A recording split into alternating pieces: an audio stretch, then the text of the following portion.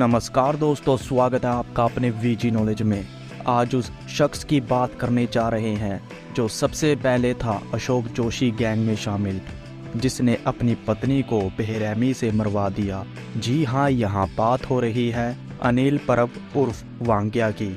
अनिल परब उर्फ वांग्या का जन्म अक्टूबर 1964 को हुआ। उसका बचपन से ही पढ़ाई लिखाई में मन नहीं था। वो म्युनिसिपल स्कूल में पढ़ा। 7वीं कक्षा के बाद उसने अपना स्कूल छोड़ दिया। अनिल के पिता रामचंद्र मोरारजी मिल्स में काम किया करते थे।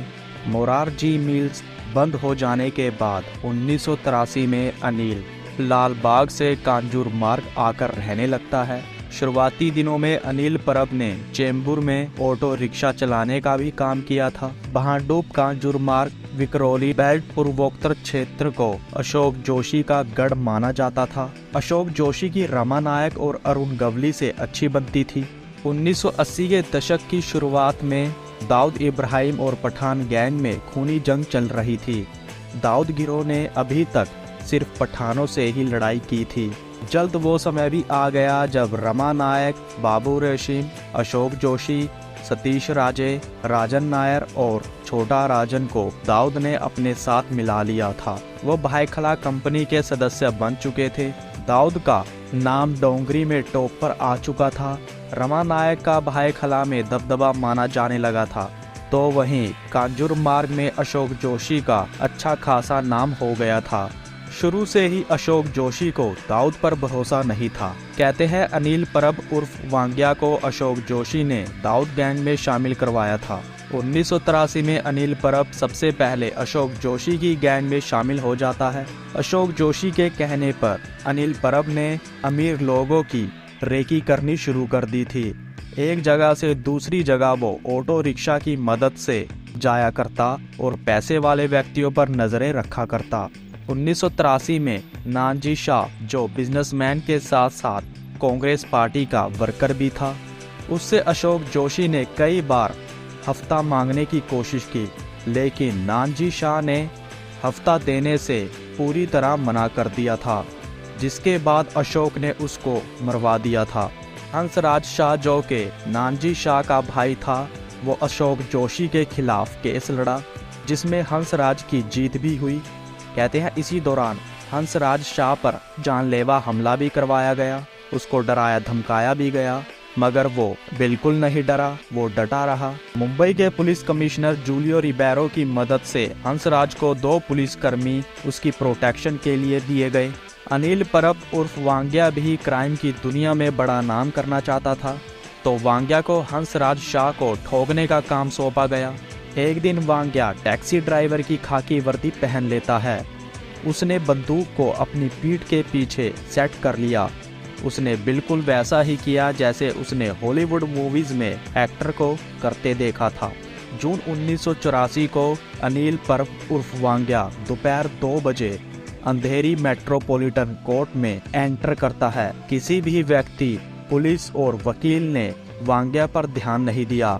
हालांकि वांग्या ने एक वकील से भी बात की, पर पुलिस ने उसे नजरअंदाज कर दिया। 2:10 पर वांग्या ने पूरे कॉन्फिडेंस के साथ अपनी बंदूक निकाली और पास खड़े हंसराज शाह पर गोलियां चला दी। उसके कंधे पर गोली लग जाती है। हंसराज इसमें जख्मी हो जाता है। इस कारनामे को करने के बाद वांग्या का नाम हो गया था, लेकिन मुंबई माफियाओं में उसकी असफल बंदूकधारियों के रूप में चर्चा होने लगी। हंसराज पर जानलेवा हमला करने के बाद वांग्या कोर्ट रूम से बाहर निकलने में कामयाब हो जाता है। पुलिस के अधिकारी सब इंस्पेक्टर अब्दुल राउफ और कांस्टेबल यश महादेव ने वांग्या को कोर्ट में धर दबोचने की कोशिश की। पुलिस कर्मियों ने वांग्या का पीछा किया। वांग्या ने पुलिस पर गोली चलाने की भी कोशिश की, जिसके बाद पुलिस ने जवाबी गोलीबारी की।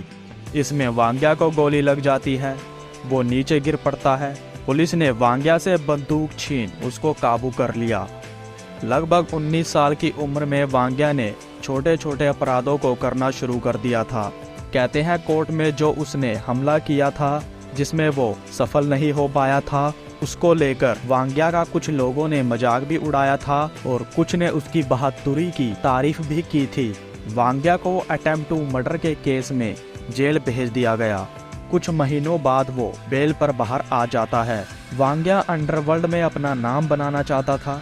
समद खान को मारने के बाद जब दाऊद ने दुबई में कदम रखा तो उसने अपनी गैंग को डी कंपनी के तौर पर प्रमोट करना शुरू कर दिया, जिसमें अनिल परब उर्फ वांग्या, सतीश राजे, सोत्या और छोटा राजन थे।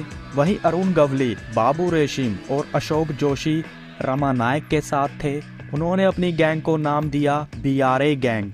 कहते हैं सोत्या और वांग्या जो के सेम एज के व्यक्ति थे, उन्होंने टीम बनाई। दोनों ने दाऊद के लिए काम किया। दाऊद ने पहली बार दोनों को एक काम दिया। परब और सोत्या को करीम लाला के खासम खास दो आदमियों को रास्ते से हटाना था, जिनका नाम था छेनू और पप्पू। उनको नागपाड़ा में मारना था। वांग्या और सोत्या ने बड़ी आसानी से उनको मौत के घाट उतार दिया। कहते हैं जब छोटा राजन डी कंपनी से अलग हो गया था तो गैंग के लोगों को पैसे मिलने बंद हो गए थे। वांग्या भी उनमें से एक था। 1995 में वांग्या दुबई में दूसरी शादी कर लेता है, जिससे उसको 2 बच्चे हुए। जब इसके बारे में मुंबई में रह रही उसकी पहली पत्नी नेहा को पता चला तो इसको लेकर उसने फ़ोन पर वांग्या को बहुत बुरा भला सुनाया। जैसे तैसे मामले को रिश्तेदारों की मदद से सुलझा लिया गया। वांग्या को पैसों की किल्लत का सामना करना पड़ रहा था। उसने अपनी पहली पत्नी को फिर से पहले की तरह हर महीने पैसे भेजने शुरू कर दिए। एक दिन कहते हैं अनिल परब उर्फ वांग्या अपने साथियों की मदद से अपनी पहली पत्नी नेहा को उसने पैसे देने के बहाने वकोला एरिया में बुलवाया। नेहा वहां आ जाती है और वो अनिल से फ़ोन पर बात करने लगती है तो तभी वहां मौजूद एक शख्स ने अनिल की पत्नी के सर पर हमला कर दिया और तो और उस पर पेट्रोल गेर कर आग लगा दी गई। वो जान की भीख मांग रही थी, लेकिन वहां उसको कोई बचाने वाला नहीं था। उस औरत की वहीं पर मौत हो जाती है और अगले दिन जंगल से पुलिस को उसकी लाश मिलती है। इसको लेकर लोगों का गुस्सा भी फूटा और जल्द से जल्द वांग्या को भारत लाने की मांग उठने लगी। समय बीत रहा था, पासपोर्ट की लिमिटेशन खत्म हो रही थी। 2003 में दुबई सरकार ने दुबई से कई लोगों को डिपोर्ट करना शुरू कर दिया, जिसमें से एक नाम था अनिल परब उर्फ वांग्या का। वांग्या को भारत डिपोर्ट कर दिया जाता है। मुंबई पुलिस ने उसको अरेस्ट कर लिया। उस पर पुराने केस चले। 2006 में हंसराज केस में उसको उम्र कैद की सजा सुनाई गई। तो दोस्तों, ये थी अनिल परब उर्फ वांग्या की जिंदगी से जुड़ी कुछ बातें। अब तक के लिए इतना ही। तो नमस्कार दोस्तों।